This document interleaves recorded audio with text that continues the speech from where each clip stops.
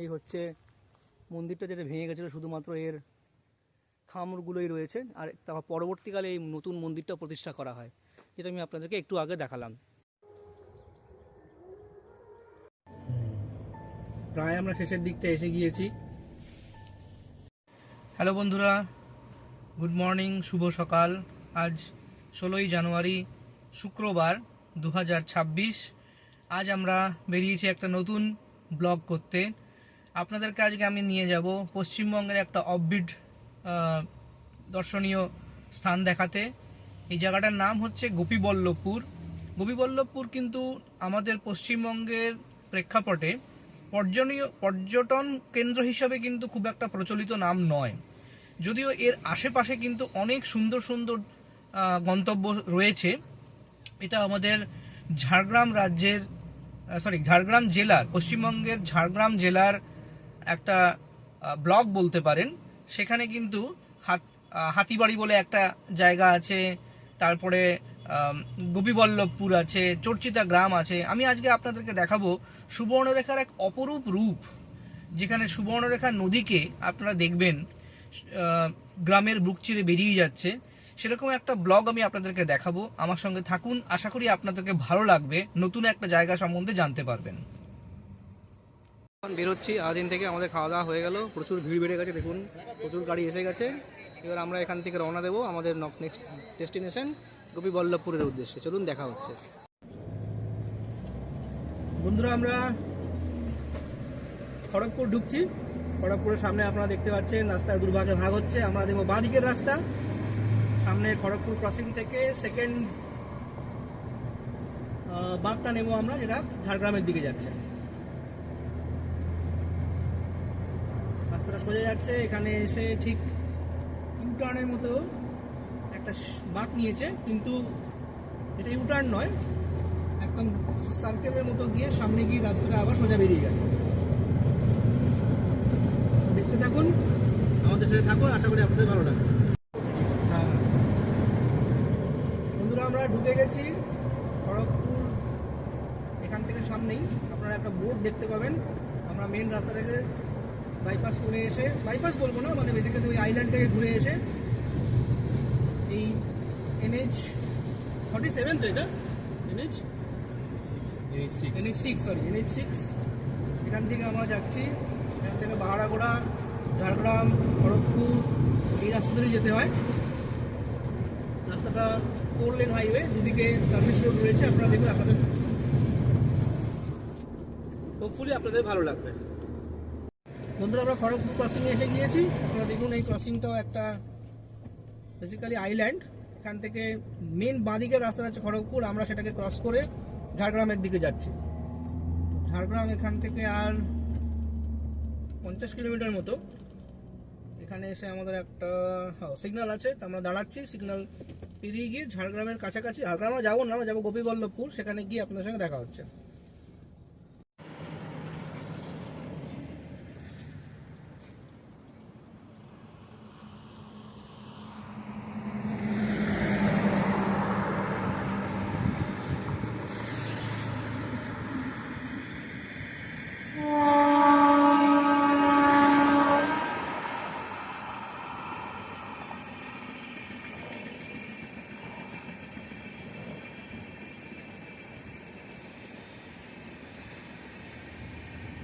বন্ধুরা দেখুন, আমরা গুপ্তমণি মন্দিরে চলে এসেছি।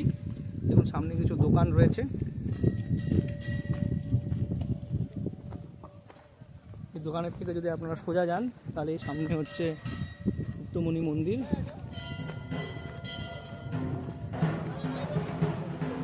এই দেখুন গুপ্তমণির মন্দির। এই মন্দিরের ইতিহাস আছে, সেটা আমি আপনাদেরকে ভিডিওর পরবর্তী ব্লগে জানাবো। এই মন্দিরের একটা ইতিহাস আছে। এই মন্দিরে নাকি মাকে বলি দেওয়া হতো, মায়ের সামনে বলি দেওয়া হতো। সেই বলি প্রথা আজকে আর নেই, কিন্তু এখানে আমি আমার বন্ধুদের কাছে শুনলাম নাকি এখানে যখন দুর্গা পুজো হয়, সেখানে নাকি মা নাকি বলি নেবেনি। এই দেখুন হাড়ি কাঠ।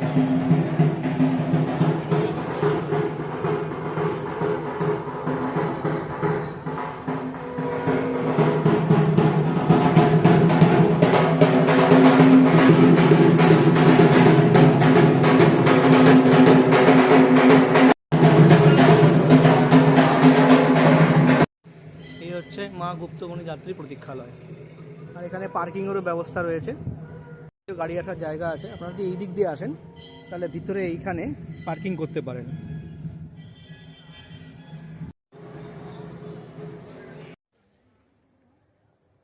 স্বামী বিবেকানন্দ রামকৃষ্ণ সেবাশ্রম ফ্রম ঝাড়গ্রাম। বন্ধুরা, আমরা এখন এসেছি কুটিঘাট, এটা গোপীবল্লভপুরের মধ্যে পড়ছে। এখানে দেখুন একটা রামকৃষ্ণ মিশন রয়েছে, রামকৃষ্ণ বিবেকানন্দ সেবাশ্রম উৎসব মঞ্চ লেখা রয়েছে, কুটিঘাট গোপীবল্লভপুর। সামনে দেখুন একটা রামকৃষ্ণ মিশনের বিদ্যাপীঠ, মানে বেসিক্যালি স্কুল রয়েছে। আর তার উল্টো দিকেই রয়েছে আমাদের গভর্নমেন্টের একটা প্রপার্টি, সুবর্ণরেখা প্রকৃতি পর্যটন কেন্দ্র কুটিঘাট লেখা রয়েছে। এটার উদ্বোধন করেছেন আমাদের মুখ্যমন্ত্রী মাননীয় মমতা বন্দ্যোপাধ্যায় 2017 সালের এপ্রিল মাসে। এটা গোপীবল্লভপুর ঝাড়গ্রাম ব্লকের মধ্যে পড়ছে। আমি কিভাবে এটাকে আপনারা বুকিং করতে পারেন, এর পাশে একটা অতিথি নিবাস রয়েছে, কিভাবে এখানে থাকা যায় বা কীভাবে বুকিং করা যায় সেটাও আমি আপনাদেরকে জিজ্ঞেস করে জানাচ্ছি। এর মেন গেট, এখান দিয়ে ঢুকতে হবে। ঢুকে গিয়ে এই আমাদের সরকারি অতিথি নিবাস লেখা রয়েছে আনন্দধারা গোপীবল্লভপুর। এখানে আমরা এসেছি, সেখানে সবাই এখানে এটা অতিথি নিবাস সরকারি, আমরা এখানে বুকিং করতে পারি। তো আমি এখানে একজন দাদাকে জিজ্ঞেস করছি যে কিভাবে এটা বুকিং করতে হয়, টাকা কিভাবে দিতে হবে, ঘর কীরকম, কটা ঘর আছে সব উনি বলে দেবেন। আমাদের টোটাল এটা সরকারি গেস্ট হাউস। আচ্ছা, এটা আমাদের উপরে 3টি রুম আছে, ডরমেটরির নিচে একটা রুম আছে। পার রুম আমাদের 1200 টাকা করে। এসি না নন এসি? এসিও 1200 টাকা, নন এসিও 1200। ও, নন এসিও 1200। আচ্ছা, নন এসিতে আমাদের 2টো বেড আছে 4 বেডে, আর সেটা ডবল বেড আছে। আচ্ছা আচ্ছা, আমাদের 24 ঘন্টা, মানে 9টা থেকে তারপরের দিন 9টা অবধি। আচ্ছা এটা আচ্ছা, পার রুম 1200। আর খাওয়া দাওয়া যেটা হচ্ছে মিল সিস্টেম, ওকে, মানে যেমন খাবে সেইভাবে মিল সেই হবে, মানে ওই চিকেন মিল বা ফিশ মিল এরকম। হ্যাঁ। আচ্ছা, আর বুকিং কীভাবে করতে হবে দাদা? আমার নাম্বার থেকে বুকিং হয়। আচ্ছা, আপনার নাম্বারটা একটু বলে দিন। আমার নাম্বারটা হচ্ছে 93। প্রথমে আপনার নামটা দাদা? আমার নাম সন্টু বারিক। আচ্ছা, সন্টু বারিক আপনারা শুনলেন, দাদার নাম? এটা গোপীবল্লভপুর 2, গোপীবল্লভপুর 2, কুঠিঘাট সুবর্ণরেখা গেস্ট হাউস। ঠিক আছে। Subarnarekha Anandadhara guest house. আর আমার বুকিং নাম্বার হচ্ছে 9378808805। ওকে, আমি নাম্বারটা শুনলেন, আমি এটা আমাদের ডেসক্রিপশন বক্সেও দিয়ে দেবো দাদার নাম এবং নাম্বার। আপনারা এখানে আসতে চাইলে দাদার সঙ্গে ফোন করে বুকিং করে নেবেন। আমাদের সুবর্ণরেখা নদী, হ্যাঁ, এখান থেকে 100 মিটার দূরে। 100 মিটার বাউন্ডারি থেকে আমাদের পিছনটা পিকনিক স্পট। বর্ষাকালে তো মনে হয় প্রচুর লোক আসে না? আর ওইখানে আমাদের ইংরেজ ব্রিটিশদের নীলকুঠি ছিল বাড়িগুলো। আচ্ছা, ওই বাড়িগুলো আছে, সামনে গার্ডেন আছে। আচ্ছা আচ্ছা আচ্ছা, ঠিক আছে, ধন্যবাদ। ওইটা রামকৃষ্ণ মিশন। ওটা রামকৃষ্ণ মিশন, হ্যাঁ, সামনে রামকৃষ্ণ মিশন, ওটা দেখলাম আমি। ওটা কি আবাসিক? রামকৃষ্ণ মিশন। আর ওইটা কালী মন্দির, ওই সাইডে কালী মন্দির, এই সামনে কালী মন্দির আছে। আচ্ছা, এটা কত দূর এখান থেকে কালী মন্দিরটা?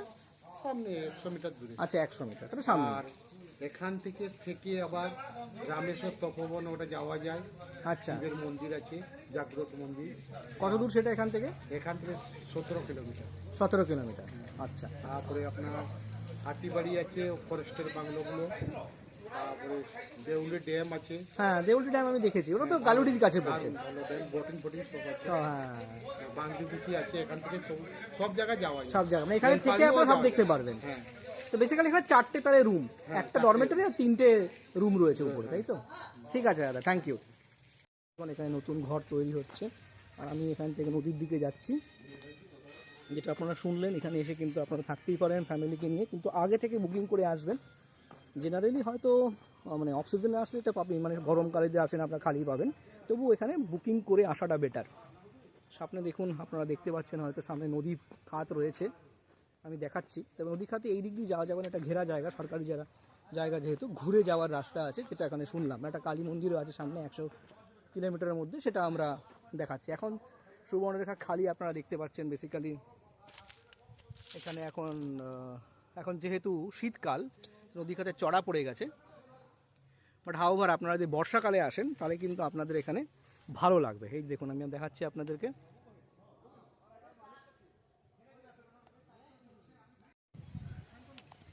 বন্ধুরা দেখুন, আমি এই নীলকুঠির সামনে চলে এসেছি। যদিও নীলকুঠিতে এখন আর মানে দেখার মতো আপনার কিছু নেই, একটা ভগ্ন স্তূপ, একটা কিছু ইটপাট পাঁজর দেখা যাচ্ছে, চারিদিকে গাছগাছালিতে ভরে গেছে, না আসাই ভালো। সাপখোপের আস্তানা আছে এখানে হয়তো, তবু আমি আপনাদের জন্য যাচ্ছি জাস্ট আপনাদেরকে দেখানোর জন্য। এটা এককালে নীলকুঠি ছিল, কত বাঙালি চাষিরকে জোর করে হয়তো এখানে নীল চাষ করানো হতো, বেঁধে এনে তাদের জমি জমা দখল করে নেওয়া হতো, বা দাঁতন দিয়ে তাদেরকে বাধ্য করা হতো নীল চাষ করতে। যাই হোক, সেই সমস্ত ইতিহাস বুকে নিয়ে এই নীলকুঠি আজ দাঁড়িয়ে আছে। বাট নীলকুঠি আর কিছু নেই, দেখুন আপনারা পাথরের মানে মাঝখান দিয়ে গাছের গুড়ি উঠতে শুরু করে দিয়েছে এবং সবই মোটামুটি ভেঙে যাচ্ছে।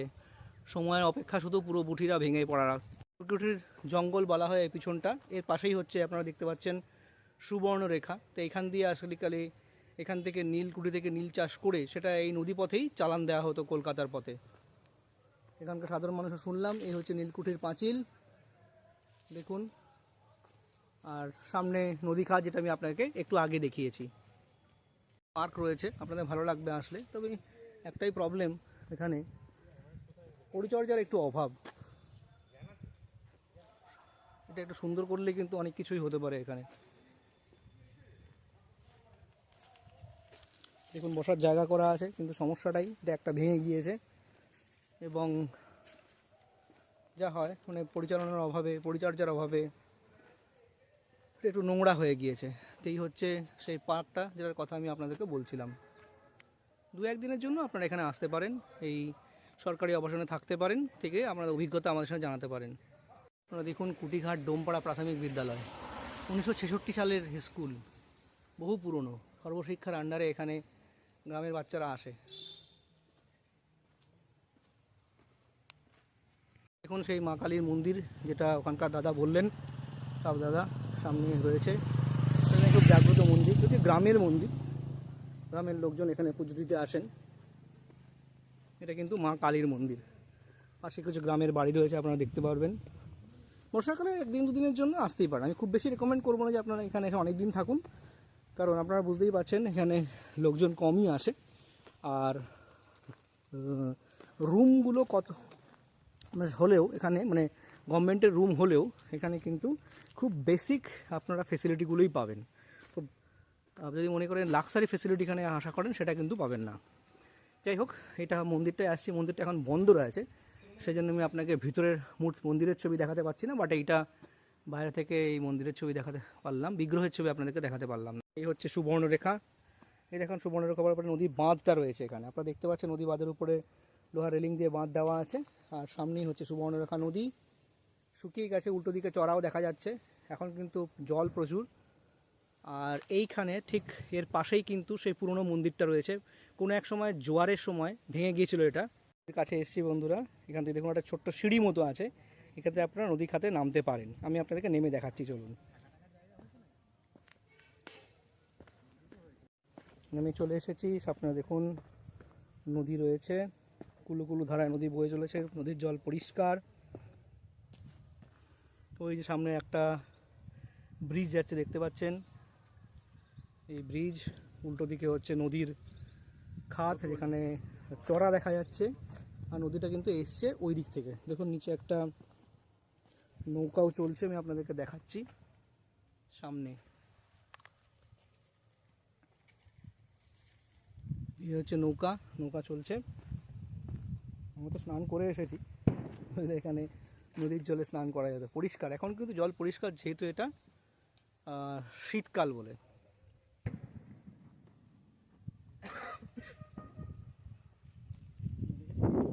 একটা হোমস্টে আছে দেখুন বন্ধুরা, নদী বাড়ি। এটা সুবিধা হচ্ছে এখানে একদম নদীর পাশে, এখান থেকে আপনারা দোতলায় যে রুম বুক করেন একদম নদী দেখতে পাবেন। এই যে রিভার ফেসিং রুম, এখানে আপনারা ফোন নাম্বার দেওয়া আছে, ফোন করে এখানে ওদের সঙ্গে যোগাযোগ করে বুক করতে পারেন। এই হচ্ছে সুবর্ণরেখা নদী খাত। এখন এখানে জল নেই, তাই জন্য ফাঁকা প্রান্তর হয়ে আছে, কিন্তু বর্ষাকালে এখানে সামনে ডুবে যায়।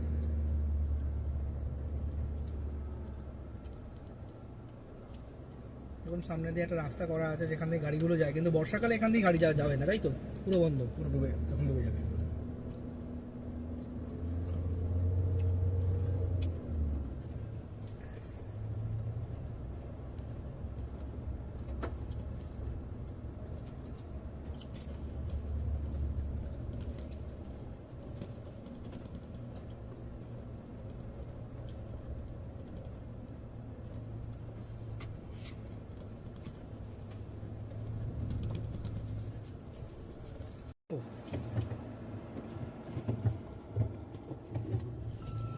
পিছনে বাইক আছে।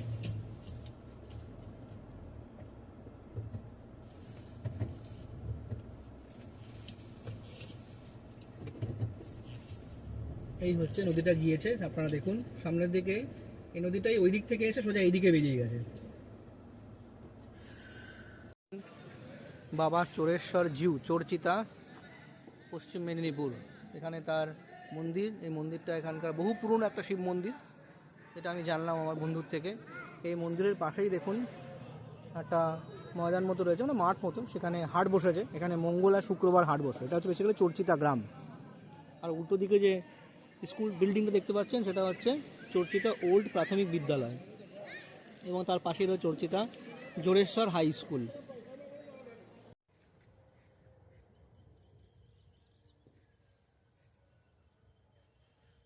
দেখুন বন্ধুরা, সুবর্ণরেখা নদী, নদীর পাশ দিয়ে এই হচ্ছে বাঁধের রাস্তা, মাটির বাঁধ, এখান দিয়ে হাঁটা চলার জায়গা আছে।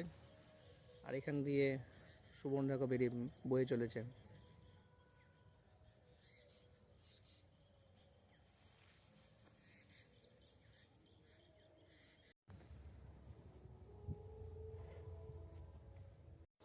লাল লালে আছে।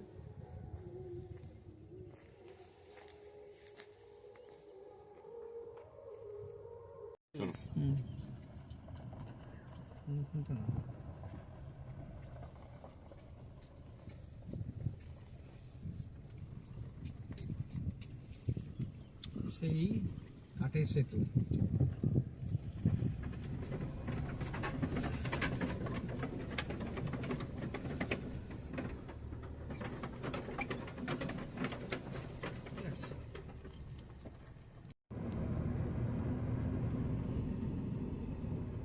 অসাধারণ সুন্দর, বিউটিফুল রোডস। এটা বর্ডার, সামনে বর্ডার কিন্তু।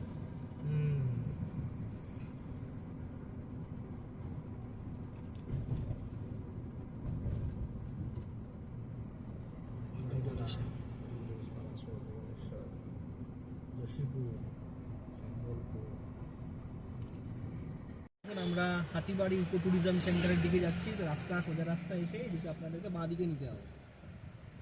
আমি উড়িষ্যার দিক থেকে এসে ঢুকেছি, আপনারা যদি ওয়েস্ট বেঙ্গলের দিক থেকে আসেন তাহলে হচ্ছে ডান দিক। সামনে পুরো মোরাম বিছানো মাটির রাস্তা।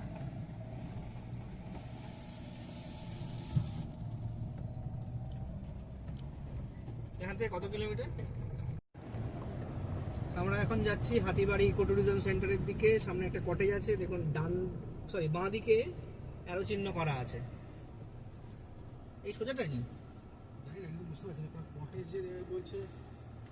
কটেজে গাড়ি এখানে নিয়ে কটেজে যাবো না আমরা তো, কটেজে যাচ্ছি। তাহলে আমাকে ঢালাই রাস্তা ধরতে হবে।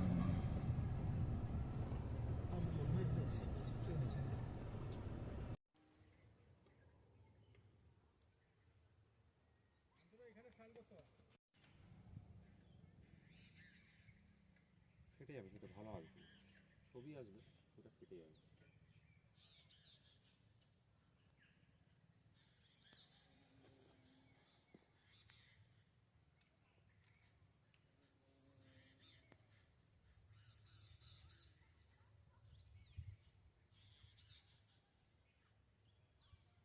আমার দিকে পেছন থেকে বসে ব্লু আর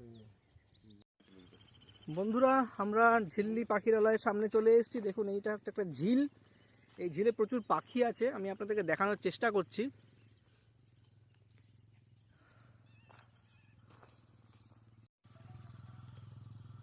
দেখুন যতটা সম্ভব আমি আপনাদেরকে আনার চেষ্টা করছি।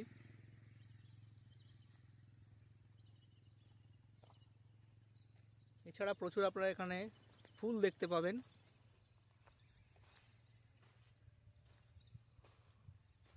এইটাই হচ্ছে পুরো লেক।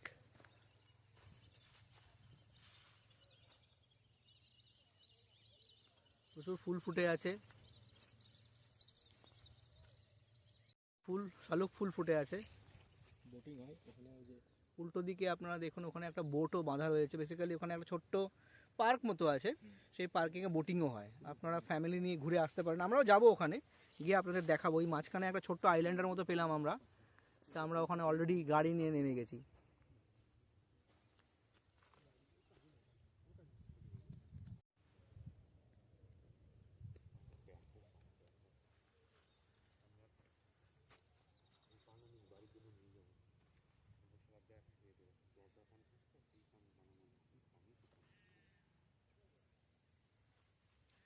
অসাধারণ একটা সুন্দর স্পট, পিকনিকও হয় এখানে। আপনারা ফ্যামিলি নিয়েও আসতে পারেন, শীতকালে আসলে ফ্যামিলি নিয়ে আসলে ভালো।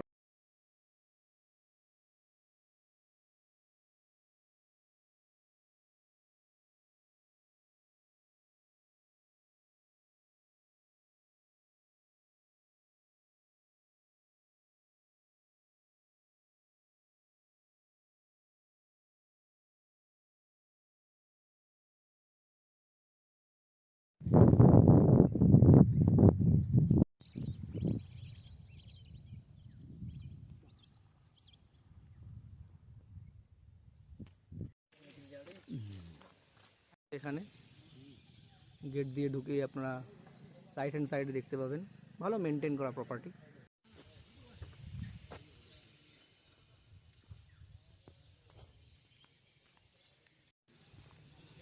ভালো লাগবে, ফ্যামিলিকে নিয়ে যদি আসেন শনি রোববার উইকেন্ডে আসতে পারেন, ভালো লাগবে।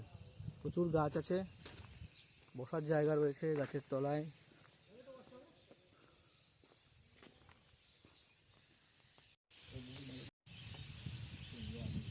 দেখুন এখান থেকে আমরা ওয়াচ টাওয়ারটায় উঠলাম। ওয়াচ টাওয়ারে উঠে আপনারা পুরো সামনের ভিউটা দেখতে পাবেন। প্রচুর পাখি এখানে আসে শীতের দিকে, বালিহাঁস মেনলি। আর এই যে ঝিলটা দেখা যাচ্ছে, প্রচুর শালুক ফুল ফুটে আছে দেখুন।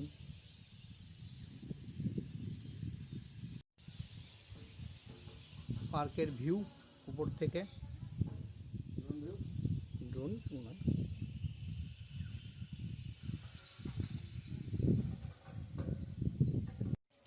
বন্ধুরা, রামেশ্বর থেকে আপনাদের সবাইকে সুস্বাগতম। আমরা রামেশ্বর মন্দিরে এসে গিয়েছি। এটা একটা প্রাচীন মন্দির, আমি আপনাদেরকে দেখাচ্ছি সামনে গিয়ে কি মন্দির।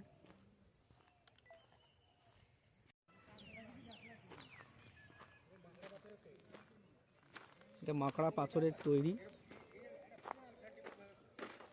দেখুন এখানে যে খাম্বাগুলো রয়েছে, সেই খাম্বাগুলো কিন্তু দেখে আপনারা বুঝতে পারবেন প্রচুর প্রাচীন খাম্বা এগুলো। শিবের মন্দির এটা।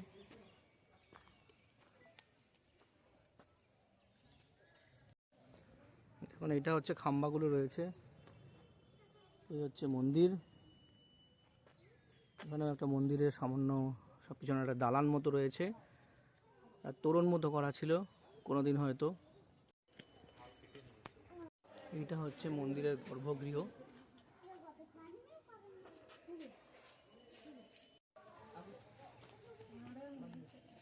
অ্যাকচুয়ালি এটাই হচ্ছে মন্দিরের সামনের দিক, আর ওইটা হচ্ছে পিছন দিক যেখান দিয়ে আমরা ঢুকলাম। সামনে মন্দিরের গর্ভগৃহ দেখা যাচ্ছে।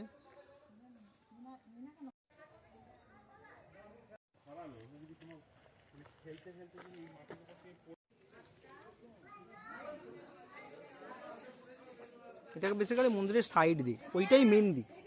সামনের দিকে। হ্যাঁ, আর ওটা আমরা পিছন দিক দিয়ে এসে উঠেছি।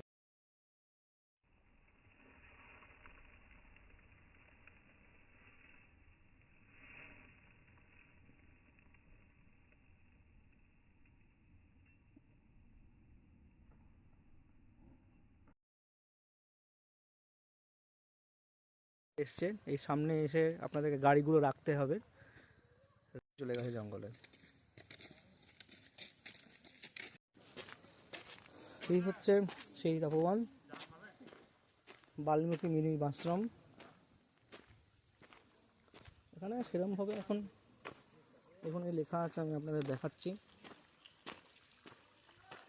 স্থানীয় লোকজনের তরফ থেকে এই জায়গাটাকে একটা ছোট্ট বেদি হিসেবে মতো করা আছে। তপোবন বাল্মীকি আশ্রম লেখা আছে, সৌজন্যে চাঁদাবিলা গ্রাম পঞ্চায়েত। ভিতরে রাম সীতার ভিতরে একটা মূর্তি বিগ্রহ আমি আপনাদের দেখাচ্ছি।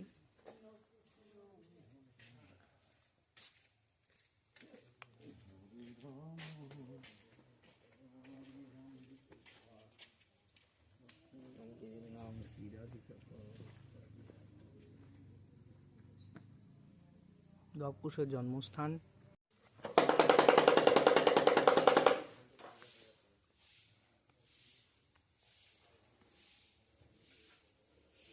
এখানেই লবকুশ জন্মেছিল। এটা লবকুশের জন্মস্থান। মা সীতা আগুন জ্বালিয়ে বাচ্চাদের গায়ে পা।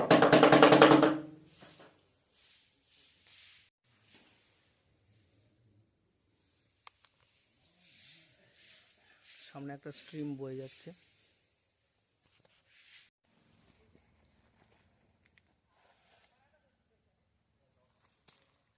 বন্ধুরা দেখুন, এই নালাটা যে জলটা বয়ে যাচ্ছে তার নিচে মাটির মধ্যে প্রচুর সালফার আছে, সেই জন্য একদম মনে হচ্ছে হলুদ গোলা জল।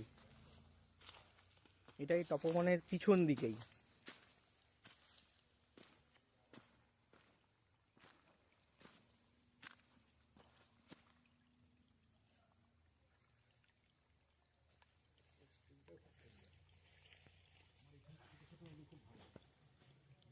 ছোট্ট স্ট্রিম বয়ে যাচ্ছে, দেখুন। এই হচ্ছে তপবনের পিছন দিকটা। এই যে স্ট্রিমটা এখান দিয়ে বয়ে এসে এখান দিয়ে বেরিয়ে গেছে। নিয়ে মেন যে নদীটা, নালাটা সকাল আপনারা দেখালাম একটু আগে, তাতে মিশে গেছে।